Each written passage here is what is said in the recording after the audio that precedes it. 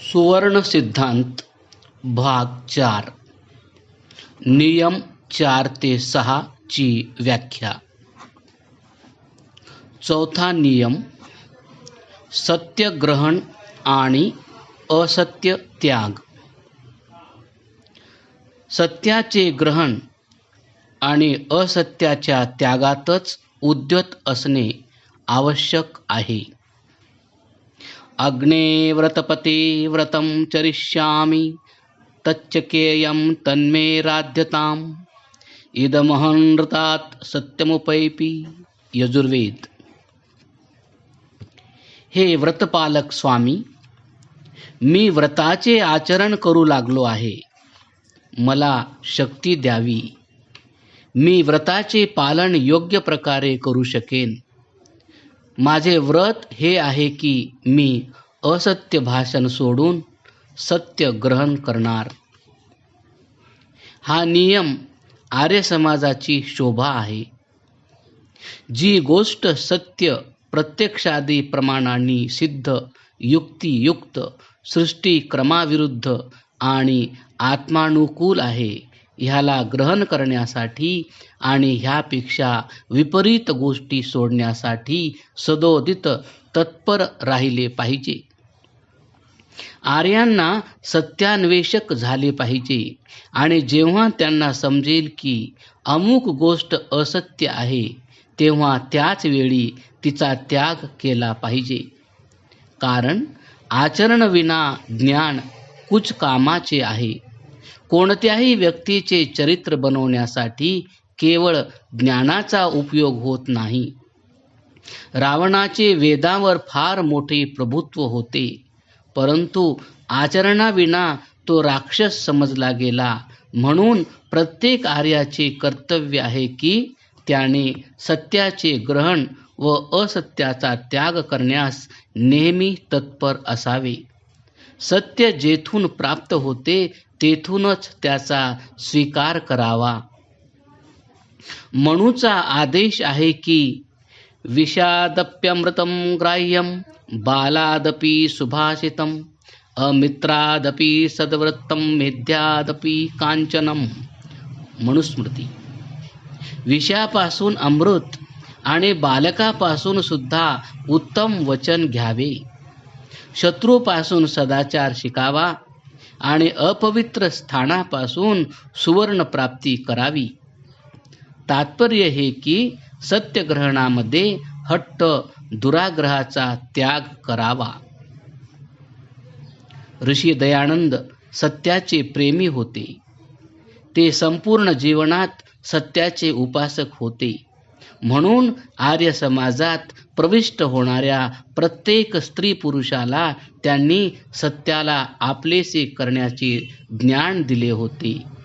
कारण का तर सत्यम ही परमं बलम। सत्य सर्वात मोठे बळ आहे किंवा सत्य ही सर्वात बलाढ्य अशी शक्ती आहे। वेद आणि उपनिषदामध्ये ईश्वराला सत्य म्हटले आहे। सत्यम स त आणि यम या 3 अक्षरांच्या संयोगाने सत्यम शब्द बनला आहे। स जीवास म्हणतात। ब्रह्मांडाचे उपाधी त आहे आणि शासकाचे नाव यम आहे। अशा प्रकारे सत्यम ईश्वराचे नाव ह्याकरिता आहे की तो जीव आणि जगत या दोन्हीलाही आपल्या शासनात ठेवतो। मग अशा परमेश्वराची प्राप्ती आपण कोणत्या प्रकारे करू शकतो? याचे उत्तर हे आहे, तत् सत्ये प्रतिष्ठितम। तो परमेश्वर सत्यात प्रविष्ट आहे। संत तुलसीदासांनी म्हटले आहे की सांच बराबर तप नहीं, झूठ बराबर पाप, जाके हृदय सांच है, बाके हृदय प्रभु आप। सत्याचरणानेच आपण प्रभूची प्राप्ती करून घेऊ शकतो आणि जर आपण सत्याला विन्मुख झालो तर प्रभूलाही विन्मुख होतो। संप्रदायवादींनी मनुष्याला सत्यापासून विन्मुख करून प्रभू पूजेच्या भयंकर खोल खड्ड्यात असे गाडले आहे की तेथून सुटका करून घेणे अत्यंत बिकट होऊन बसले आहे. याबाबत एक लहानसा दृष्टांत आहे. एक व्यक्ती स्वप्नात आकाशात स्वैर विहार करण्यासाठी आकाशात पोहोचली. तेथे त्याने काय पाहिले तर एक व्यक्ती पालखीमध्ये बसलेली आहे आणि करोडो व्यक्ती त्याच्या पाठीमागे नाचत गात आहेत आणि वाजवत त्याची मिरवणूक काढलेली आहे. पुढे गेल्यानंतर एका व्यक्तीला पाहिले तर ती व्यक्ती हत्तीवर बसलेली होती आणि करोडो लोक त्याला नतमस्तक होऊन नमस्कार करीत होते. आणखी थोडे पुढे जाऊन त्याने एक भव्य दिव्य व्यक्ती पाहिली. त्याच्या बरोबरही करोडो शिष्य होते. अशी दृश्ये पाहत तो पुढे चालू लागला आणि एका झोपडीजवळ पोहोचला. त्याने तेथे एक सूर्यासारखी दैदिप्यमान व्यक्ती एकटी बसलेली पाहिली. चौकशी केल्यानंतर त्याला आढळून आले की ती भव्य मिरवणूक व सवाऱ्या हजरत मोहम्मद, येशू मसीह आणि महात्मा गौतम बुद्धाची होती आणि परमेश्वर बिचारा एकटा बसलेला होता. या दृष्टांताचे तात्पर्य हे की संप्रदायी लोकांनी आपापल्या महापुरुषांना ईश्वराहूनही श्रेष्ठ पदवी दिलेली आहे, परंतु आर्य समाजाच्या चौथ्या नियमाची ही विशेषता आहे की येथे कोणत्याही व्यक्तीला ईश्वराची पदवी प्रदान केली गेली नाही. मानवी जीवनाच्या उन्नतीसाठी केवळ सत्याचीच कसोटी राखली ठेवली गेली आहे. 5वा नियम, धर्मानुसार आचरण. सर्व काम धर्मानुसार अर्थात सत्यासत्याचा विचार करून करावे. सुविज्ञानम चिकितुषे जनाय सच्चासच्चवचसी पस्पृधाति तयोर्यत् सत्यम यत दुर्जियस्तदितोत सोम अवती हंत्यासत. ऋग्वेद. उत्तम विज्ञान जाणण्याची इच्छा करणाऱ्या लोकांमध्ये सत्य आणि असत्य एक दुसऱ्या विरुद्ध मत येते. ज्याच्यात सत्य आणि अधिक सरळता असते त्याचाच स्वीकार ज्ञानी लोक करतात आणि असत्याचा त्याग करतात. मनुष्याला प्रत्येक कार्य भल्या बुऱ्याचा विचार करून सत्य आणि असत्य यांचे पूर्ण स्वरूप ओळखून करायला पाहिजे. सत्याच्या कसोटीवर पारखून विवेकबुद्धीद्वारा जे कार्य केले जाईल ते कार्य धर्मानुसारच होईल. ह्या नियमात सत्य आणि असत्याचा विचार करून केले पाहिजे हे दर्शविले आहे. हे पद फारच महत्त्वपूर्ण आहे. हे पद सूचित करीत आहे की आम्ही आपल्या बुद्धीला कुलपात कोंडून ठेवून चालणार नाही, परंतु जे कार्य करू ते बुद्धिपूर्वक करू. परंपरागत अनुभवाचा लाभ घेऊ, पण अंधाधुंदपणे त्याचे गुलाम मात्र बनू नये. ही विहीर आपल्या वडिलांनी पाडली होती आणि ते तिचे खारे पाणी पीत होते, म्हणून आपणही खारेच पाणी पीत बसू नये. या नियमांचे तात्पर्य हे की आपण अक्षरशत्रू बनू नये. धर्मानुसार कार्य करण्यासाठी आपणाला धर्माचे खरे स्वरूप ज्ञात होणे आवश्यक आहे. धर्म काय आहे? धारणात धर्म मिथ्याहू. जो धारण केला जातो त्याला धर्म म्हणतात. वैशेषिक दर्शनानुसार म्हटले जाते की ज्या नियमांच्या पालनामुळे इहलौकिक आणि पारलौकिक उन्नती होते त्यालाच धर्म म्हणतात. हे नियम कोणते आहेत? त्यात कोणते गुण आहेत की जे जीवनधारणेला आवश्यक आहेत? ते नियम आपल्याला वेदाच्या स्वाध्यायापासून ज्ञात होतील. वेदो अखिलो धर्ममूलम. मनुस्मृती. वेद संपूर्ण धर्माचा मूल स्रोत आहे. वेदविहित कर्म पालन म्हणजेच धर्म होय. धर्माचा महिमा महाभारतातही व्यासांनी वर्णिला आहे. न जातु कामान्न भयान्न लोभात धर्म जया जीवितस्यापि हेतोः नित्यो धर्म सुखदुःखे त्वनित्ये जीवो नित्यो हेतुरस्य त्वनित्यः. उद्योग पर्व. कोणत्याही लालसेने, भयाने अथवा लोभाने धर्माचा त्याग करू नये. प्राण गेला तरी धर्माचा त्याग करू नये. कारण धर्म नित्य आहे. सुखदुःख तर अनित्य आहेत. जीवात्मा नित्य आहे, परंतु त्याचे साधन जे शरीर आदी अनित्य आहेत. अनित्याचा त्याग करून नित्याची प्रतिष्ठापना करावी. आपत्ती आणि संकटाच्या मारामुळे धर्मापासून विन्मुख तर होऊ नयेच, पण धर्माचरण व धर्माचे रक्षण करावे.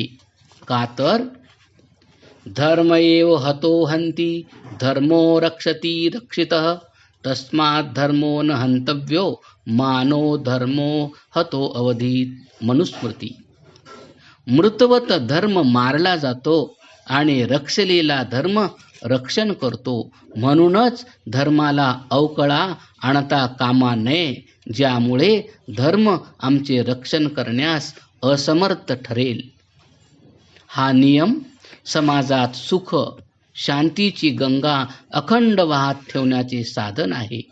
जर मनुष्याने समजूतदारपणे आपल्या कर्तव्याचे पालन केले तर थोड्याच काळात जगातील छळ, कपट, चोरी, लाचलुचपत आदी साऱ्या कुप्रथा नष्ट होतील आणि देश पुन्हा स्वर्गवत बनेल. हे 5 नियम मनुष्याच्या उन्नती संबंधीच आहेत आणि प्रत्येक व्यक्तीला सर्वांगीण नैतिक आणि चारित्रिक विकास करण्याचाच आदेश देत आहेत. 6वा नियम. आर्य समाजाचा मुख्य उद्देश. जगावर उपकार करणे हा या आर्य समाजाचा मुख्य उद्देश आहे. अर्थात शारीरिक, आत्मिक आणि सामाजिक उन्नती अभिप्रेत आहे. लोकम प्रोण यजुर्वेद. जगाला उन्नत करा. 6व्या नियमापासून तो 10व्या नियमापर्यंत हे 5 नियम समाजासंबंधी मानवाचे कर्तव्य, सामाजिक व्यवस्था आणि मर्यादांचा बोध करतात. हा नियम असा अद्भुत आणि वैशिष्ट्यपूर्ण आहे की जगातील कोणत्याही संघटनेमध्ये तो प्राप्त होत नाही, आढळत नाही. प्रत्येक समाज आपल्या विचाराच्या लोकांना श्रेष्ठत्व देतो. जसे मुसलमान आणि ख्रिश्चन लोकांना सहाय्य करणे आपले कर्तव्य समजतात, परंतु दुसऱ्या धर्माच्या लोकांना त्यांच्या संप्रदायात काहीच स्थान नाही. या उलट वैदिक धर्म जगासाठीच आहे. जगाचे कल्याण करणे आर्य समाजाचे प्रमुख ध्येय आहे. आर्य समाज कोणत्याही एका देशाशी अथवा जाती विशेषाशी संबंधित नाही. आर्य समाजासाठी केवळ आर्य समाजाचे सदस्यच नव्हे तर जगातील कोणतीही व्यक्ती नव्हे तर पशु, पक्षी, कीटक, पतंग आदी सर्व प्राणी सहानुभूती, दया व प्रेमाला पात्र आहेत. जेथे दुसऱ्या संप्रदायाचे व्यक्ती अन्य प्राण्यांना मारून भक्षण करतात, तेथे वैदिक धर्मात बळी वैश्वदेव यज्ञद्वारे त्यांचे रक्षण आणि पालन पोषण केले जाते आणि हा बळी वैश्वदेव यज्ञ प्रत्येक वैदिक धर्मी आर्याचे नित्य कर्म आहे. ह्यापेक्षा अधिक सुधारणे असंभव आहे. हा नियम पूर्णपणे पूर्ण आहे. उपकार काय आहे? शारीरिक, आत्मिक आणि सामाजिक उन्नतीचे स्वरूप प्रकट करून महर्षींनी उपकारचेही स्पष्ट रूप निश्चित केले आहे. मतमतांच्या गलबल्यात काही शारीरिक उन्नतीकडे दुर्लक्ष करतात. याच्या विचारे धर्माचा संबंध स्वर्गप्राप्तीसाठी आहे, परंतु ते विसरून जातात की आपले शरीर आत्म्याचा रथ आहे. शरीर हेच लौकिक आणि पारलौकिक उन्नतीचे साधन आहे. जर शरीरच सबल नाही, आत्मा कधी आपल्या निश्चित स्थानाला पोहोचू शकणार नाही. ऋषी दयानंद धर्मात शारीरिक उन्नतीला महत्त्वपूर्ण स्थान देतात, कारण दुर्बल मनुष्य परमेश्वराला प्राप्त करून घेऊ शकत नाही. म्हणून शरीराला सर्वांग सुंदर, सुडौल, अत्यंत बलशाली, दृढ, धष्टपुष्ट आणि स्वस्थ बनविले पाहिजे, असे त्यांचे म्हणणे आहे. वैदिक धर्मोद्धारक महर्षी दयानंदांच्या दृष्टीने सबळ शरीर स्वर्गारोहणाची पहिली शिडी आहे. शारीरिक उन्नतीनंतर आत्मिक उन्नती आहे.